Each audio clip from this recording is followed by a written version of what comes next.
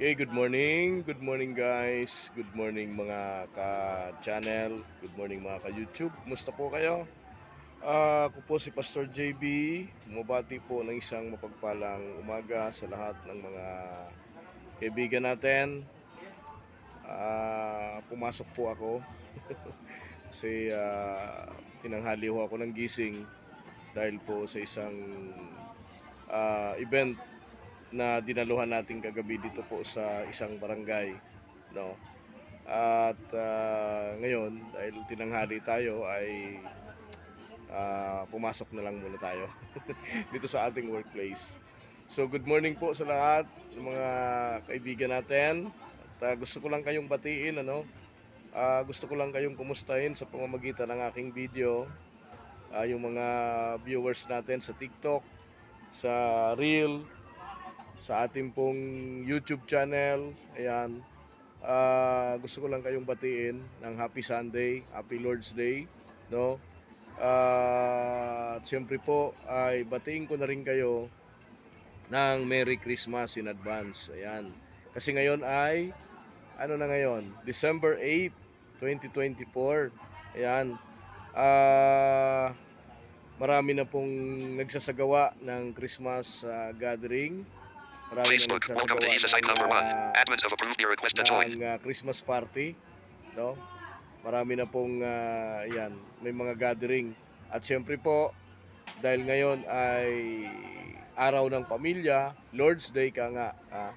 Siyempre, but seek ye first the kingdom of God and righteousness, in all these things shall be added unto you. Ayan. Unahin natin yung kagustuhan ni Lord, yung magpasalamat tayo sa ating Panginoong lumikha sa atin. Pasalamatan natin yung kalakasan, yung biyaya na mga natanggap natin sa loob ng isang linggo, no? Pasalamatan natin si Lord. Siyempre, nabot pa tayo ng panibagong buhay sa panibagong araw na ito, panibagong kalakasan. And tomorrow ay Monday na naman, di ba? So, balik na naman sa trabaho yung ating mga kababayan. And ilang linggo na lang ay rest day na dahil holiday na po, no?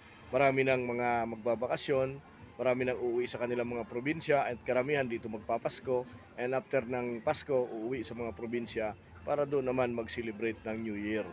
Ayan. So, ano po ang plano mo?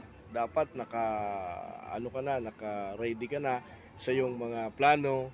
Ano ba ang iyong inunotso buena? Ano bang iyong pangregalo o whatever naman na tayo ay nagpi-prepared ng pangregalo sa ating pong mga mahal sa buhay.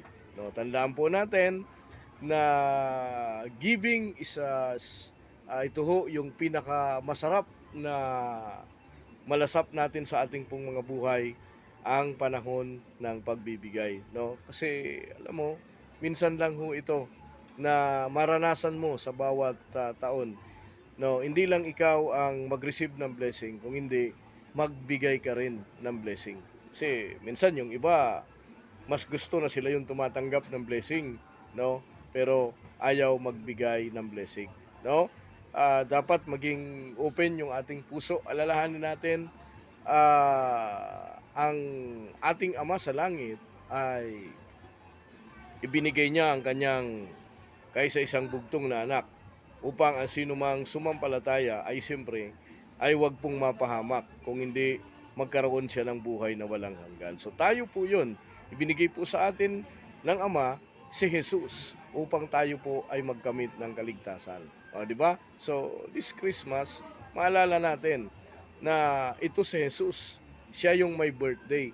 Reregaluhan natin siya sa paanong paraan, no? Sa paanong paraan natin reregaluhan ng ating pong Panginoong Hesus? Reregaluhan natin siya sa pamamagitan ng ating pagbukas palad sa mga taong nangangailangan. So yun po ang ating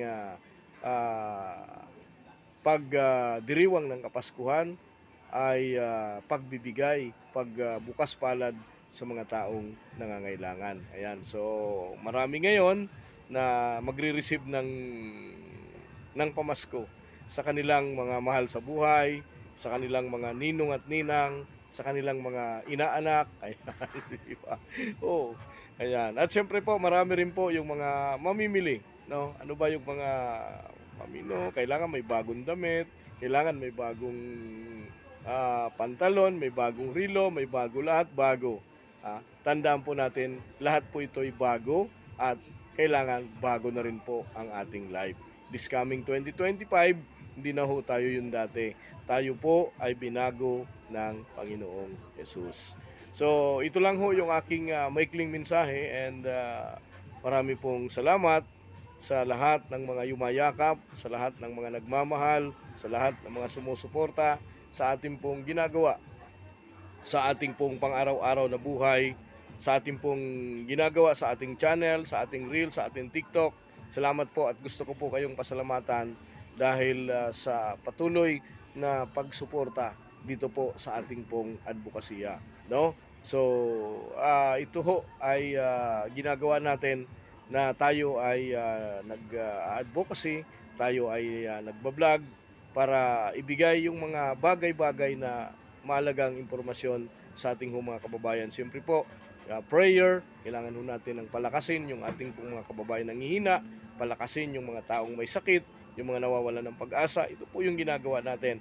And sa diwa ng Pasko, ito po dapat ang kanilang maramdaman, mga kaibigan. Okay?